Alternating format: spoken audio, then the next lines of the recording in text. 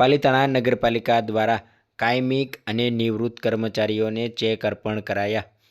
આજ રોજ પાલિતાણા નગરપાલિકા દ્વારા નિવૃત્ત અને કાયમિક 24 જેટલા કર્મચારીઓને 1,15,27,356ની રકમ તથા નિવૃત્ત રોજમદાર કર્મચારીઓ, સફાઈ કામદાર 19 જેટલા અને ગ્રેજ્યુટી 26,41,650 આજ રોજ નગરપાલિકા પ્રમુખ ભૂપેન્દ્રસિંહ ગોહિલ દ્વારા મુખ્યમંત્રીને રજૂઆત કરતા રજૂઆત બાદ લાંબા સમયની રજૂઆત કરેલ હોય તથા લોન પાસ કરાતા આજ રોજ પાલિતાણાના તમામ નિવૃત્ત કર્મચારીઓને ગ્રેજ્યુટીની રકમના ચેક અર્પણ કરવામાં આવ્યા હતા, જેમાં સ્થાનિક આગેવાનો, નગરપાલિકાના હોદ્દેદારો ઉપસ્થિત રહ્યા હતા અને નગરપાલિકાના પ્રમુખ ભૂપેન્દ્રસિંહ ગોહિલ દ્વારા ચેક અર્પણ કરવામાં આવ્યા હતા, જેમાં કર્મચારીઓ પણ હાજર રહ્યા હતા.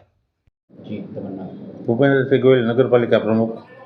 ભૂપીભાઈ, આજે રોજમદાર અને ખાસ કરીને સફાઈ કર્મચારીઓને જે ચેક અર્પણ કરવામાં આવે છે એને લઈને શું કહેશે? આજે પાલિતાણા નગરપાલિકા નિવૃત્ત રોજમદાર કર્મચારી, જેમાં મોટાભાગના સફાઈ કર્મચારી, નાના વર્ગના કર્મચારી, તેઓને નગરપાલિકા દ્વારા